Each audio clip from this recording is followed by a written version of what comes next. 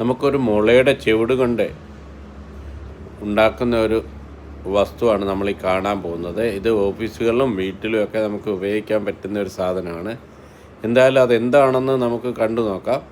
ഇപ്പോൾ അവർ വെറും പച്ച മുളയാണ് കൊണ്ടുവന്നത്. അത് എന്നിട്ട് ആ റൊട്ടേറ്റിംഗ് മെഷീനിലോട്ട് വെച്ചിട്ടാണ് അതിനെ സെറ്റ് ചെയ്തിട്ട് ഇപ്പോൾ ഈ ചെയ്തെടുക്കുന്നത്. ആ മെഷീൻ്റെ സ്പീഡ് അനുസരിച്ച് അദ്ദേഹം ആ ഉളി കൊണ്ടാണ് അതിനെ ചെത്തിയെടുത്തിട്ട് ആ രൂപത്തിലേക്ക് മാറ്റുന്നത്. ഇദ്ദേഹം ഒരു നല്ല എക്സ്പീരിയൻസ് ഉള്ള ഒരു കലാകാരനാണ്. ഈ കലാകാരന്മാരെ നമ്മൾ ബഹുമാനിക്കുകയോ ആദരിക്കുകയും തന്നെ ചെയ്യണം. കാരണം ഈശ്വരൻ നൽകുന്ന ഒരു വരദാനമാണ് ഈ കലയെന്ന് പറയുന്നത്. നോക്കി അദ്ദേഹം ആ ഒരു കമ്പി കൊണ്ടാണ് അത് പിടിച്ചിട്ട് അതിൻ്റെ അകത്ത് ഒരു വരയിട്ട കണ്ടില്ലേ. ഇനിയിപ്പോൾ മെഴുക് വെച്ചിട്ടാണ് അതിനെ പോളിഷ് ചെയ്യുവാണ് നല്ല ഭംഗിക്ക് വേണ്ടി. എന്തായാലും സംഗതി സൂപ്പറായിട്ടുണ്ട്. ഒരു ഷോ പീസ് ഫ്ലവർ ബേസ് അല്ലേ.